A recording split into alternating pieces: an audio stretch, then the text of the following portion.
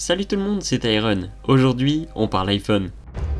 Depuis maintenant quelques années, Apple a pris l'habitude de nous annoncer plusieurs iPhones en septembre. Ce qui fait qu'aujourd'hui, Apple présente une large gamme de produits compétitifs. Alors, entre iPhone X, XR, XS, XS Max, 11, 12 Pro, Mini, SE, lequel choisir?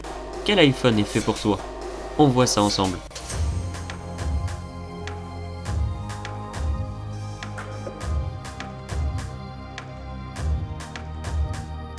Bien entendu, quand je parle de produits compétitifs, je prends à partir de l'iPhone X. Je vais pas vous conseiller d'acheter l'iPhone 4 en 2020. Parlons de l'iPhone X justement. Sorti en 2017, Apple pour la première fois de son histoire change radicalement de design et abandonne les bordures et le bouton Home qui les caractérise. 10 ans après le premier iPhone, Apple marque un tournant en présentant un produit aussi élégant que performant. Avec ce produit, on fait la rencontre de Face ID qui vient remplacer Touch ID. Il est évidemment compatible 4G ainsi que Bluetooth 5.0 et avec ses 5,8 pouces d'écran, il te sera possible de filmer en 4K. Tu peux aujourd'hui le trouver à environ 400 €. En 2018, Apple a aussi présenté la gamme XS. En grande partie similaire à l'iPhone X, il a néanmoins certaines nouveautés. Il est possible de mettre deux cartes SIM, une physique et une eSIM. La caméra avant a aussi été améliorée. De plus, l'iPhone embarque désormais la puce A12 d'Apple. Pour ce qui est de la version Max, les caractéristiques sont globalement les mêmes, avec une plus grande taille d'écran, 6,5 pouces. Tu peux aujourd'hui trouver l'iPhone XS à environ 470 € et 540 €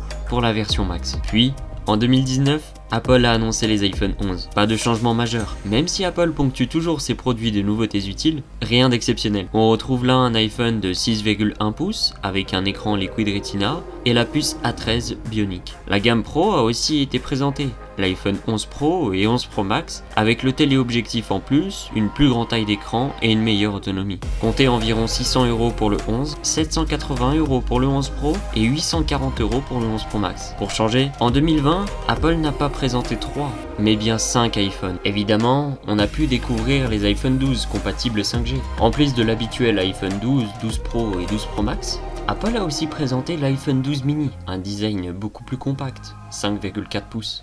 Pour convenir aux personnes aimant avoir un iPhone qui tient dans la main. Toute la gamme a bien évidemment été mise à jour de la nouvelle puce A14. Apple a aussi revu la solidité de ses iPhones avec la technologie Ceramic Shield, 4 fois plus résistant aux chutes. On retrouve aussi un vieil ami, le MagSafe. Bonne ou mauvaise idée, à toi d'en juger. Pour la gamme Pro, on a aussi l'apparition du capteur LiDAR, capteur qui te permettra à travers un laser de modéliser en 3D une pièce ou un objet. Les iPhone 12 commenceront à 809 € pour le 12 mini, 909 € pour le 12, 1159 € pour le 12 Pro et 1259 € pour le 12 Pro Max. Mais alors, quel est le 5e iPhone présenté par Apple en 2020? C'est le 24 avril 2020 qu'Apple annonce l'iPhone SE seconde génération. Comme à son habitude, la gamme SE se veut plus abordable avec des prix plus accessibles, sans pour autant avoir un téléphone dépassé. C'est le rôle que remplit l'iPhone SE. En effet, on retrouve un ancien design, un écran Retina de 4,7 pouces et un seul capteur photo pour la partie arrière. Il reste néanmoins équipé de la puce A13 d'Apple, très performante, elle assure un smartphone fluide et rapide. L'iPhone SE deuxième génération est disponible à partir de 489 €. Le choix de ton prochain iPhone dépendra de l'usage que tu lui réserves. Tu veux exploiter au mieux la partie photo de ton smartphone?